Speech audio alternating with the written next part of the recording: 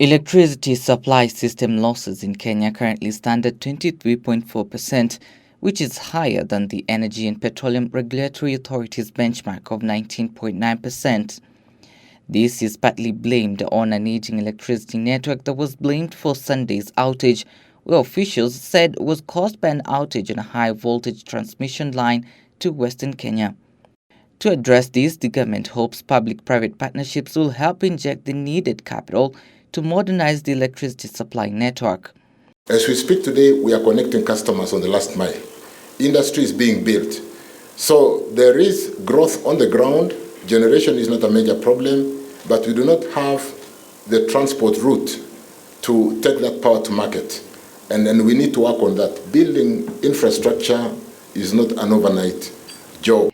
As of June this year, Kenya had an installed capacity of 3,311 megawatts of electricity, while the peak demand was at 2,149 megawatts. Kenya is keen on interconnection of grids to facilitate electricity export. The peak hour in Ghana is usually 3 hours behind us.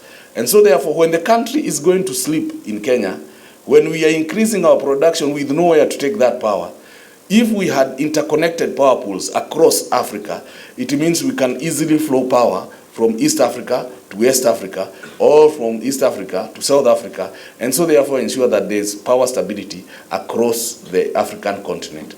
Despite the high idle capacity, some areas in Kenya face frequent power blackouts, and this is why we should not send a line without electrons to Nziwa through Sotik. So Sotik is literally not having power. What do you expect in Nziwa and Awendo on the lower side?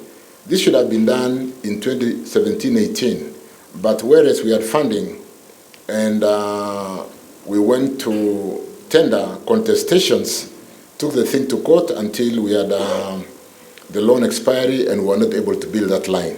EPRA says Mombasa's KPF1 diesel plant will be decommissioned later this month, with its 60-megawatt capacity replaced by renewable sources.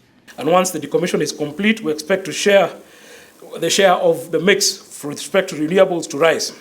This projected rise is anticipated to come from various initiatives with respect to renewable energy development, particularly geothermal, the 105 megawatts in Menengai, and also the geothermal development company's development of the Baringo Silali steam fields with an expected output of an initial 300 megawatts. Trevor Ngendo for Easy Friday.